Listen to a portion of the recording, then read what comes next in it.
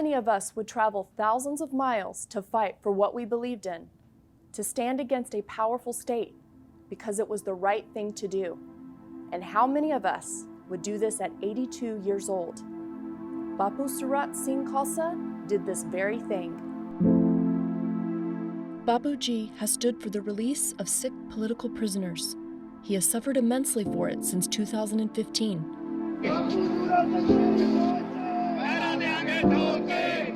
And what protest method did he use to stand up for the Sikh political prisoners? Not a strong demonstration of force, not by crossing the lines of legality. He went on a hunger strike. And this peaceful protest caused the Indian government to inflict years of imprisonment, abuse, and slander.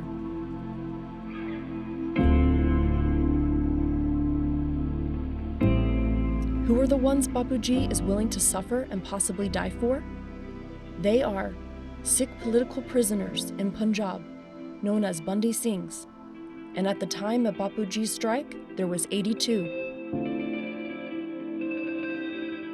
Bandi Singhs have been given unequal treatment, serving life sentences far beyond their term. Many have already served for decades for their alleged involvement in Punjab militancy. Although since the 90s it has been dismantled. They are now elderly, some suffering from mental illness.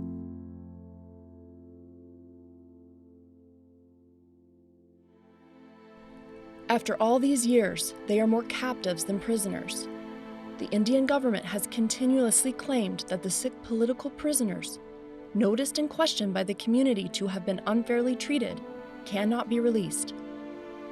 But this has been called into question because of the early release of many who were convicted of life imprisonments, such as high-ranking Punjab government officials, a famous Indian actor, and activists of the Liberation Tigers of Tamil Eelam, who were convicted of the murder of former Indian Prime Minister Rajiv Gandhi,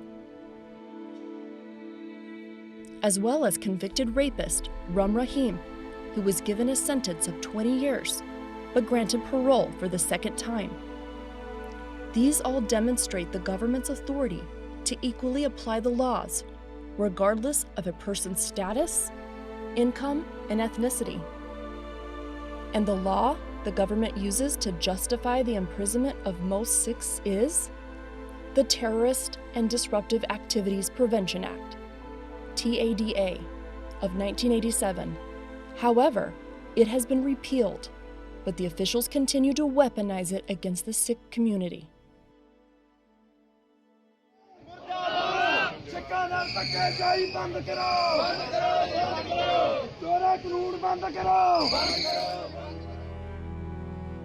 So why is the Indian government refusing to grant these same privileges to the Bandi Singhs?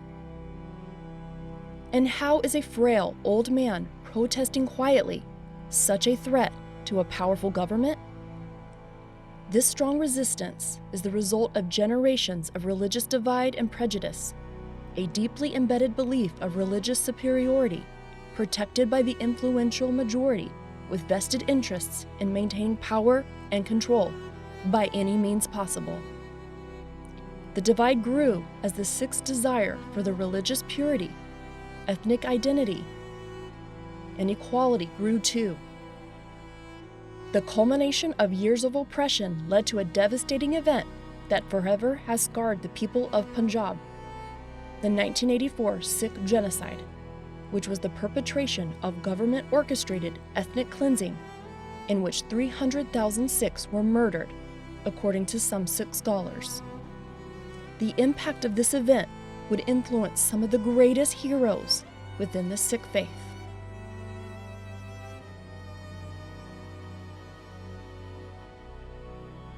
Bapu Surat Singh Khalsa may be the Sikhs' greatest warrior and has a long history of championing their cause for freedom. Surat Singh Khalsa has fought and advanced human rights issues, especially the inhumane treatment and unconstitutional detainment of the Sikhs.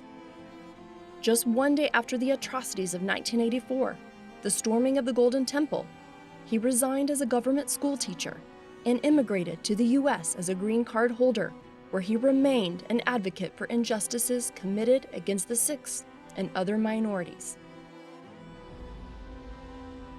But November of 2014, after the agitation for the release of detained Sikhs, marked the beginning of a decision which would cause Surat Singh Khalsa to suffer greatly and continue on for almost a decade.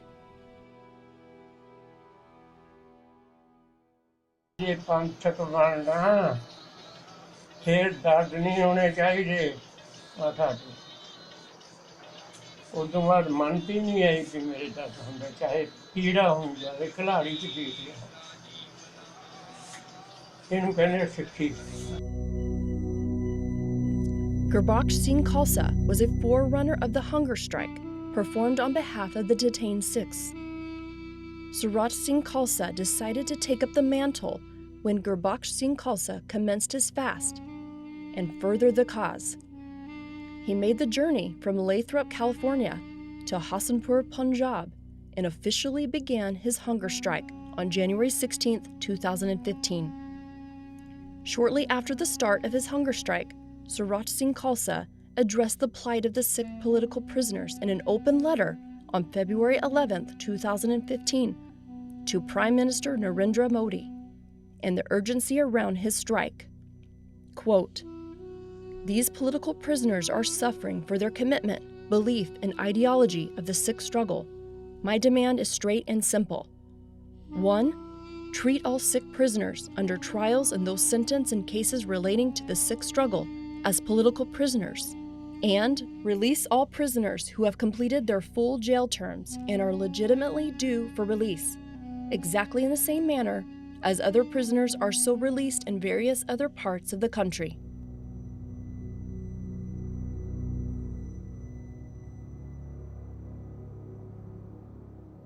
His struggle was met with blatant disregard and instant disdain. On February 26, 2015, Khalsa was arrested in Ludhiana, Punjab, claiming preventative charges, along with his son, Ravinderjeet Singh, a U.S. citizen. This was followed by a series of arrests, beatings, and intimidation tactics. The abuse was not just limited to Bapu Surat Singh Khalsa, but extended to his family and anyone who aligned with him.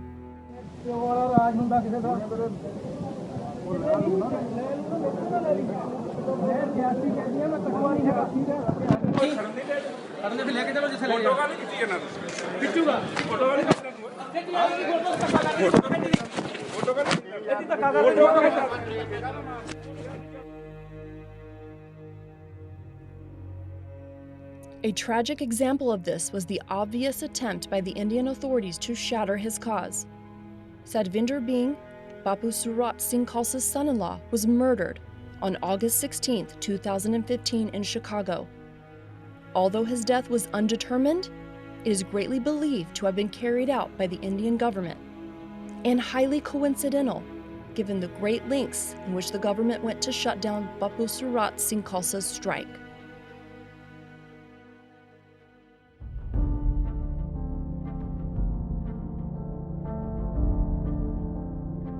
For the past 8 years, Bapu Surat Singh Khalsa has remained at the Dayanand Medical College and Hospital, not for the sole purpose of caring and treating him like a hospital is designed to do, but to imprison him. He was forcibly transported there, and it was here that he was detained, confined to an emergency room, where it was emptied of its beds, its doors blocked from the public, and transformed into a prison. For many years, this was the scene. A frail skeletal frame of an elderly man, chained to his bed, force-fed, where authorities have gone as far as to stitch the feeding tube to his forehead, surrounded around the clock by multiple Punjab police officers. It was a show of power by a corrupted government to kill the man, then kill the movement. None of these tactics deterred him. He has remained steadfast in his resolve, stronger than them all. This year, he was asked by Sikh political prisoner, by Jagtar Singh Hawara, to end his fast and join the protest in Mohali. After a generation of young Sikh men were targeted by their government with the intention to eliminate them, a new generation of supporters are rising up and adding pressure to the ruling political parties and continuing the mission of Bapuji. बापू सूरत सिंह जो बंदी ਸਿੰਘਾਂ ਦੀ रिहाई ਲਈ तकरीबन 8 साल तो संघर्ष लड़ रहे थे। 4.5 साल तो पुलिस की कस्टडी हेठ हस्पताल बंद हैं, परंतु जदों कि पिछले 10 दिन पहला जहदार जगतार सिंह हवारा का हुक्म नूं मनते हुए अपना उन्होंने मरण वर्त त्याग दिता।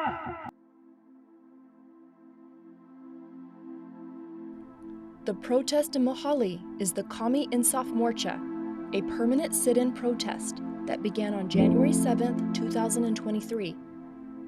On the Chandigarh-Punjab border, the Sikh community is gathering to demand justice for the Guru Granth Sahib sacrilege case, as well as marching for the Sikh prisoners who remain in captivity. The request of Bhai Jagtar Singh Hawara and the momentum behind the protest led Bapu Surat Singh Khalsa to, after 9 years, end his fast. He desired wholeheartedly to join the Qawmi Insaaf Morcha, and he knew he could add authority to the cause if he wasn't a prisoner himself. After several failed attempts by members of the Qawmi Insaaf Morcha demanding the release of Bapu Ji, at last, on March 4th, 2023, he was released where he traveled by ambulance to his home village of Hassanpur to be embraced by a great crowd of emotional supporters and a new generation of motivated human rights activists. Bapu Surat Singh Khalsa Zindabad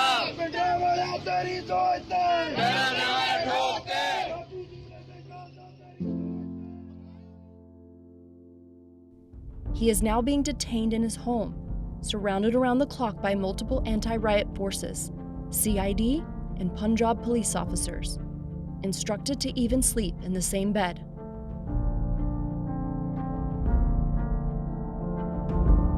Bapu Ji, despite years of abuse by Indian authorities, has accomplished so much in his hunger strike over the years. Most notably, he has pressured the release of 9 political prisoners, one who saw freedom after 25 years, and the parole of 2 others, which they were granted for the first time in decades. Multiple Free Sikh political prisoners' protests have been organized worldwide, drawing thousands of supporters. Petitions from organizations directed to Indian leadership, a global blood drive campaign to raise awareness, and art exhibitions worldwide in California, London, and Birmingham, commemorating his hunger strike on its 1-year anniversary. All examples of the profound effect he has made to the cause. Although Bapu Ji focused his strike for the Bundy Singhs, his passion was for the forgotten, the minority, the underdog. Regardless of their ethnicity and religion, he championed the equality of all human beings. He demonstrates to us all that any one person can create a movement and do so peacefully, and do so even at 90 years old. So again, who is willing to do what he did for humanity? Does this courage still exist? Bapu Ji continues to challenge us with these words. The question is not about the release of a few Sikh prisoners.